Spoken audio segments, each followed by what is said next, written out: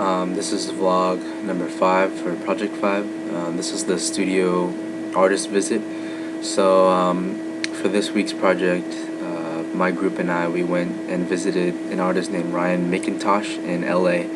So we actually got to drive down to LA near Chinatown, and we actually got to meet our artist in person and visit his studio. And so I thought it was a really cool experience. We chose our artist because of the fact that he lived so close. He lived in LA, so we had the intentions of visiting him in person to actually meet him and see his work in person. We thought it was a cool idea, and it's exactly what we got to do. So I thought it was a really good experience.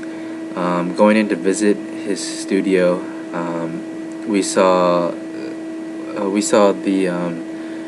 the pieces of art that he is most recognized for. So when we do like a Google search of his name, or we go and research Ryan McIntosh, a couple of photos pop up of some of his pieces of arts, and we got to actually see those, what he's most well known for. So going through his studio, it's a smaller studio, but his work is very good. He's got a lot of good paintings and screen printings, and we were able to ask him questions, and he explained to us what each of his paintings meant to him and things like that. So for example, his most well-known pieces of art were old framed hard drives. So they're computer hard drives. They look fairly new. You could see a reflection in them, and he put them in these old picture frames, which are meant for like master paintings, older paintings. And what he told us, the explanation of it was, the older frame is supposed to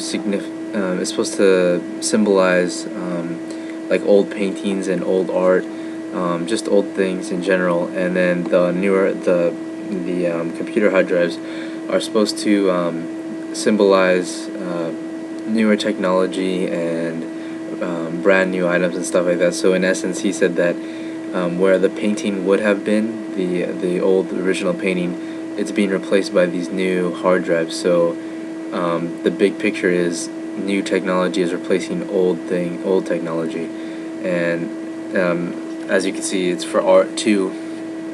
So he used to be a photographer, and he said that unfortunately he couldn't continue doing it because of the trouble the photography branch is having.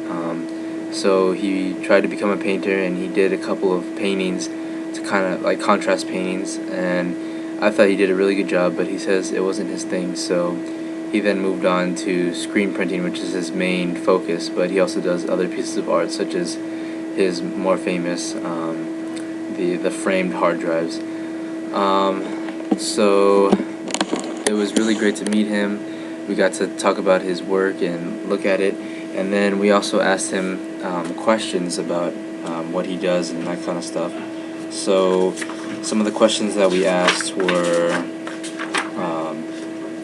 some of the questions that I asked were, like for example, what was his favorite style of art? And so he responded with screen printing, because he feels that he can kind of get he's a fan of contrast images, so he likes to contrast things. So he says screen printing really helps him do that, and he thinks it's really clean, and it's a really good style of art. Another thing we asked him was,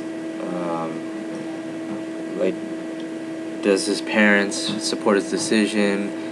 Did he always want to become an artist when he was growing up? And at first he said his response was no. He didn't always want to grow up and become an artist. He didn't really know what he wanted to do, but he said in high school he took a couple art classes, and he said it really clicked for him, and he felt that he was making the right choice by moving over to art. And unfortunately, he said his parents do not support his decision. He said that they're kind of against it, and they don't really understand art and why he's doing it. But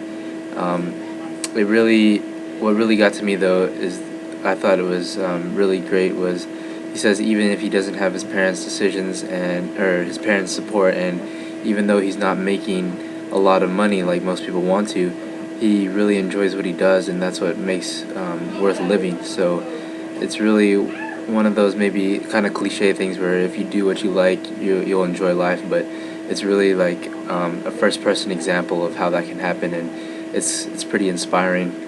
And so overall, in general, it was really great to go and visit his studio and meet him in person, and it was really a great experience. That's about it.